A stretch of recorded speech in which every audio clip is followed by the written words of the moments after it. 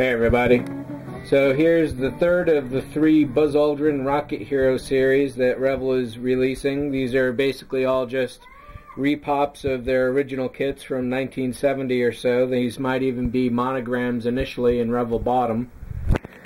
This one is 1/32nd scale. The big rocket, Saturn V, is in 144, and then the lunar module is in 148.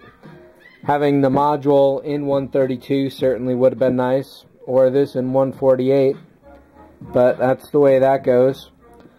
There's not too much as far as the overall artwork on the box goes. It's pretty standard for the series. Picture of Buzz plus some artwork of the model. Some good photos here.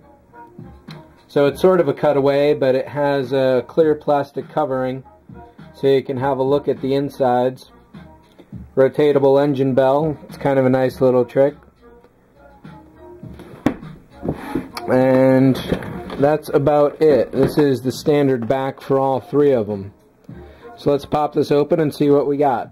So this is a good sized box, and inside it's definitely some good sized pieces for the kit.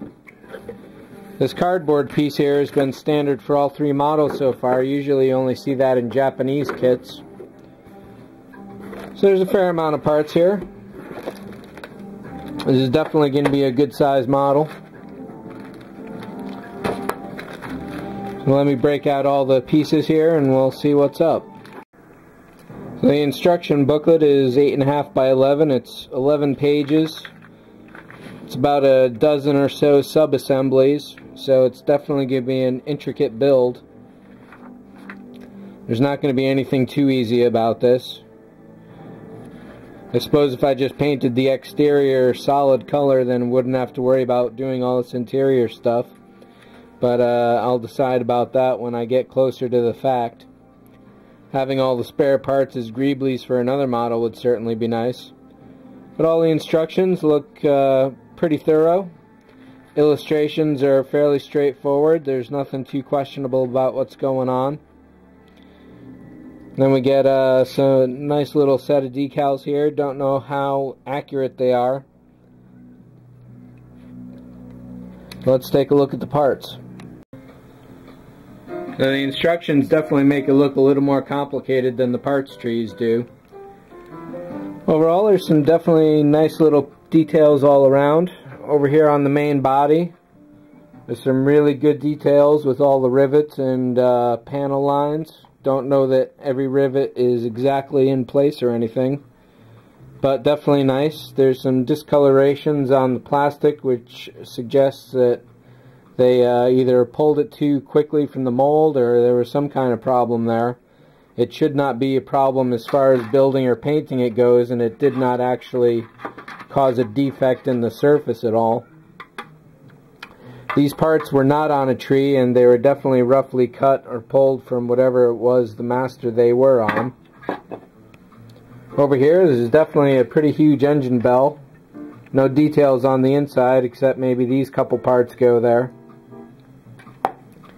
These astronauts are definitely fairly lame as far as detail goes. No details on the helmet whatsoever. It's just basically a sphere. And I'm not even going to bother guessing that the accuracy of the actual flight suits is correct or wrong or whatever, because it's just crappy looking there. This gold piece here I'm not going to pull out of the bag, but it's definitely a nice finish on that. There are no blemishes or scratches or any kind of defects whatsoever there.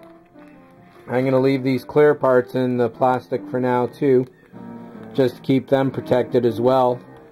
Again, the same kind of details that are on the main plastic body are on this, so that's definitely a nice thing. A fairly big stand right there, as can be seen in that photo. So I can't really comment as to the accuracy. For a 1970s kit, I don't imagine it's too accurate at all. But as far as giving the flavor of the actual historical piece, I'm sure it's right there. So I don't imagine I'll be spending too much time super accuratizing this. It'll probably just be a straight up build. I don't know that any lighting can be done with this, though maybe a single white LED can go in the cockpit or something. So I'm thinking that's it. This was $40. Yeah, this is closer to a fairly good value than some kits I've come across. I'm definitely going to enjoy building this, and I'll have a real space building pipeline coming up sometime in 2010. So that's pretty much it for this one. Thanks for watching. See ya.